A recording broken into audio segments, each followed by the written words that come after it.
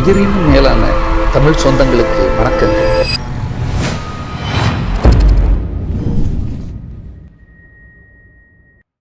குமரி என் தம்பி நாஞ்சில் விஜய் வந்து போட்டு போயிட்டான். இனி நம்ம எப்படி பேசுறதே தெரியல, பயந்து போய் தான் உள்ள வர வேண்டியதா இருக்குது.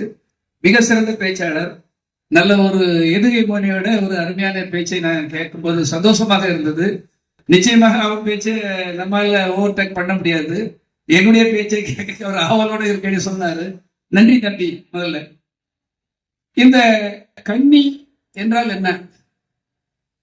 அதாவது சிவனை நோக்கி தவம் செய்த அந்த கன்னி, அதாவது சக்தி தேவிதான் கன்னி. இன்றும் கன்னியாக இருக்கிறாள். கன்னினா நமக்கு வந்து பாத்தீங்கன்னா வந்து அந்த வீரம், அந்த இளமை, குமரியாக இளமையாக கன்னியா குமரி. சிவபெருமான் இமயமலையில் இருக்கிறார் என்றால் நமது இந்தியாவின் தொடக்க புள்ளியாக இருக்கின்ற கன்னியாகுமரியில் வீரத்தோடும் இளமையோடும் குமரியாக வீற்றிருக்கின்ற அந்த கன்னியாகுமரியின் முதல் ஸ்தலம் தான் நான் எல்லா புள்ளிவர்களையும் படித்து பார்த்து வந்து சொல்லுகிறேன். அப்படிப்பட்ட ஒரு அற்புதமான ஆலயம் நமது வெட்டுமிர்ச்சான் கோயில். இந்த ஆலயத்திற்கு வரும்போது முதல்ல நாங்கெல்லாம் படிக்கும்போது, விவேகானந்தால் படிக்கும்போது பாதி நாள் கட்டளை அடிச்சு வரும்போதெல்லாம் இங்க ஏதாவது அன்னதானம் கிடைக்குமா, சாப்பாடு கிடைக்குமா இருக்கும்போது எங்களுக்கு அப்படி பெருசா எதுவுமே கிடைக்கல.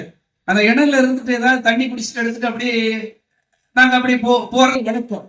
உங்களுக்கு தெரியும் இல்லையா, அண்டியா மிஷின் அப்ப சொல்லுவாங்க விவேகானந்தா கல்லூரியை. நாங்கெல்லாம் ஒரு ஜாலியா இருக்கும்போது இங்கெல்லாம் வருவோம். இங்க வந்து இருந்து கொஞ்ச நேரம் அந்த இடையில இருந்துட்டு போகும்போது அவ்வளவு அற்புதமாக இருக்கும். ஆனால் காலப்போக்கில் கன்னியாகுமரி மாவட்டத்தில் கன்னியா குமரி அவள் ஆட்சி பண்ணுகின்ற இடம்தான் நமது வெட்டி முடிச்சாங்க. இசக்கி அம்மன் என்றால் யார்? அம்மன் தானே, தாய் தானே. ஒரு தாய் இங்கிருந்து ஆட்சி பண்ணி கொண்டிருக்கிறார். கிட்டத்தட்ட சிவபெருமான் அங்கே ஆட்சி செய்வது போல் இங்கே நமது கன்னியாகுமரியில் வெட்டி முடிச்சான் கோயில் தான் என்பதை நாம் கண்டிப்பாக எல்லா இடத்திலும் சொல்ல வேண்டும். அதை அனைத்து இடத்திலும் புரிய வைக்க வேண்டும் என்பதற்காக சொல்லுகிறேன். அதற்காக தான், அதாவது சுடலை மாடன் என்றாலும் நமது அப்பன் தான், மன்னாராஜா என்றாலும் அப்பன் தான். எல்லாமே சிவனுடைய வாரிசுகள் அங்கங்கே இருக்கிறார்கள். அதே போல் ஒரு 3 சிங்கங்களை, தளபதிகளை இங்கே அனுப்பி வைத்து நான் 5-6 வருஷமா பாக்குறேன். நான் என்ன முழுக்க என்னுடைய மாமியார் வீடு அங்க இருக்கு, என்னுடைய வீடு இங்க இருக்கு. பார்க்கும் போதெல்லாம் அப்படி ஒரு குதூகலமாக இருக்கும். வெள்ளிக்கிழமை அப்படி கூட்டம் கும்பலா வருவாங்க.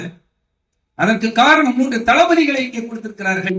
அருமையான ராஜதுரை அவர்கள் ஒரு இந்திய ராணுவத்தில் பணிபுரிந்தவர், ஒரு தேசத்திற்காக போராடியவர். இங்கு தலைவராக வந்து இருப்பது அதற்கு முதல் காரணம். அவருக்கு என்னுடைய மனமார்ந்த அவர் கைத்தட்டலோடு கூடிய ஒரு பாராட்டுதலை தெரிவிக்க கடமைப்பட்டிருக்கிறது. அதாவது ஒரு தலைவர் சரியாக இருந்தால்தான் அந்த நிர்வாகம் சரியாக இருக்கும். அங்க இருக்கின்ற அந்த அமைப்புகள் எல்லாம் ஒழுக்கமாக இருக்கும். சரியான நேரத்திற்கு பூஜை நடக்கும். வெள்ளிக்கிழமை கரெக்டா 12 மணிக்கு இந்த பூஜை நடக்கும். நான் தினசரி பார்த்து கொண்டுதான் போகிறேன். அந்த அன்னதானம் சிறப்பாக இருக்கும். எத்தனையோ ஊர்ல இருந்து வருவாங்க. அன்னதானம் ஒரு பசிக்காக, சாப்பாடுக்காக மட்டுமில்லை. அது ஒரு புனிதமான ஒரு தேனாமிர்தம். அமிர்தத்தை சாப்பிட்டுக் கொண்டு போனால் வாழ்க்கை அதிகரிக்கும், இளமை அதிகரிக்கும், வாழ்வையில் சகல செல்வங்களும் வரும் என்பதற்காக இங்கே வருகிறார்கள். ஒருவேளை சாப்பிட்டு அம்மன் சன்னிதானத்தில் சாப்பிட்டால் அந்தந்த வீட்டில் காமதேனு போல் அந்த செல்வம் பொங்கும் என்பதற்காக தான். அப்படிப்பட்ட ஒரு அருமையான ஆலயத்தில் இன்று செந்தில்குமார் அவர்கள், அருமையண்ணன் செந்தில்குமார் அவர்கள் செயலாளராகவும், அருமையண்ணன் எஸ் ரவீந்திரன் அவர்கள் பொருளாளராகவும் ஒரு அருமையான கட்டுக்கோப்பாக சென்று கொண்டிருக்கிறார்கள். சிறந்த வீரர்கள், சிறந்த தன்னம்பிக்கையாளர்கள், சிறந்த பண்பாளர்கள், யாரை எப்படி எந்தெந்த இடத்தில் எங்கே வைக்க வேண்டும் என்று தெரிந்தவர்கள். அதனால நாம் அத்தனை இருக்கின்ற பார்க்கும்போது சான்றோர்கள் அனைவரும் படித்தவர்கள், பண்பாளர்கள், தொழிலால் வளர்ந்தவர்கள். குறிப்பாக ஒரு சமுதாயம் இந்த அளவுக்கு வளர்ந்திருக்கிறது என்றால் அவருடைய உழைப்பு. பாட்டாளி மக்கள் என்றைக்குமே பொய் சொல்ல மாட்டார்கள். உழைக்க பயப்படாத ஒரு வர்க்கம் எது என்றால் நமது சமுதாய மக்கள். அப்படி உழைத்தவர்கள் அனைவரும் இங்கே